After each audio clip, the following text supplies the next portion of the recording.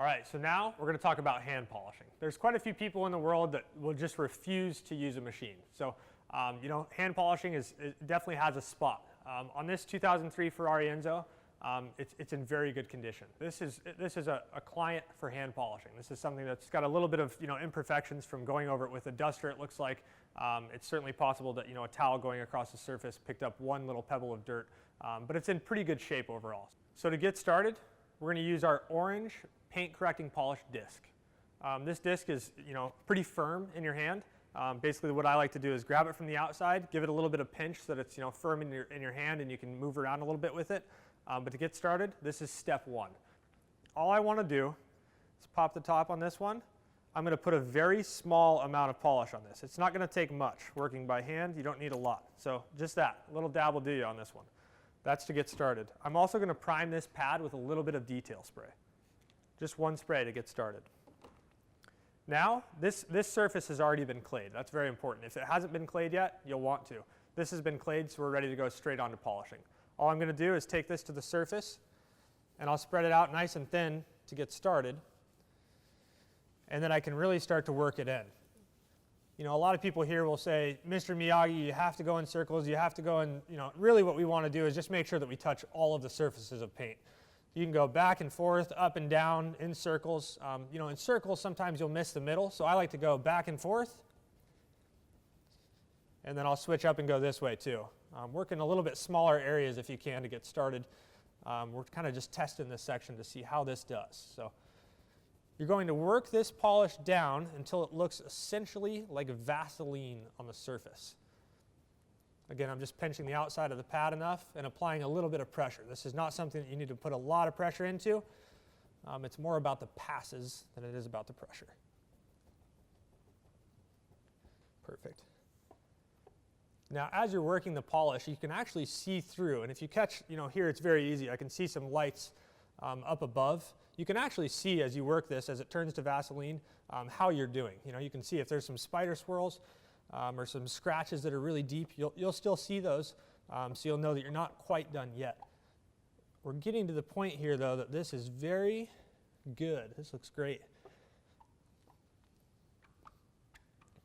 Okay, so this product has been worked plenty. It's flash now. Like we said, the Vaseline look is definitely appearing, so we're ready for the next step. We've broken down the abrasives enough that the job is done there, and we're ready for the next polish. Our second step in this system will be the Revive hand polish. There's a blue disc with that one. Both of them are color coordinated to match, so it should be very simple there.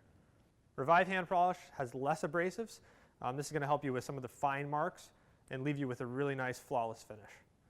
So again, we're going to use about that much polish. Doesn't take much.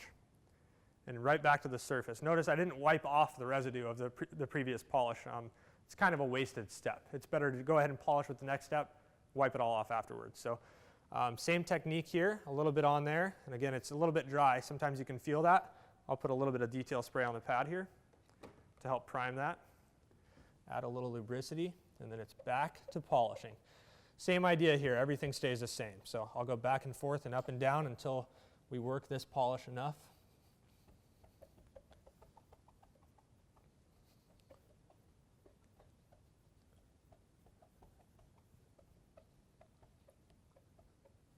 Now this applicator for Revive, the blue applicator, is much softer than the orange.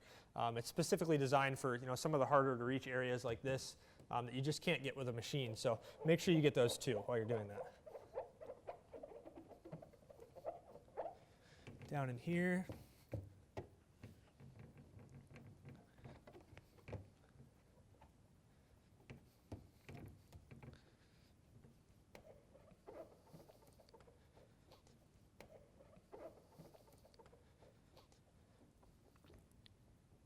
Now these abrasives have been worked completely. Again, like I said, it looks like Vaseline on the surface here, so we know that we're done.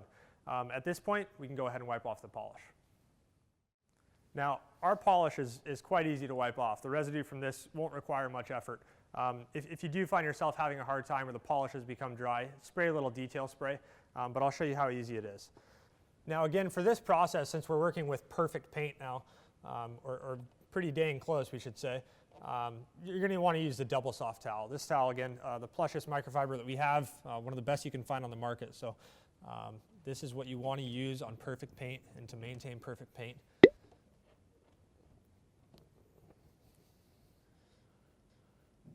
Okay, so now that looks pretty good. I've wiped all the polish off.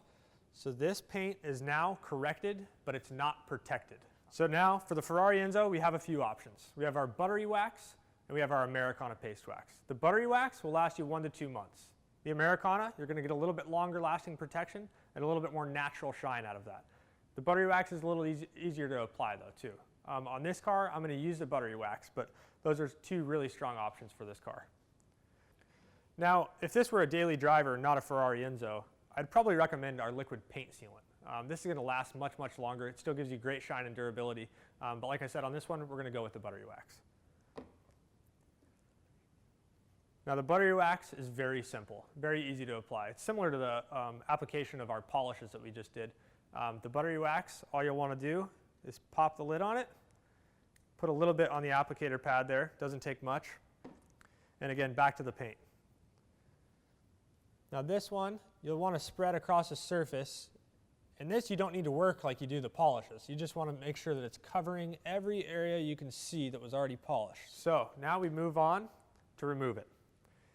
Now buttery wax is by far the easiest product to apply and remove for protection in our line.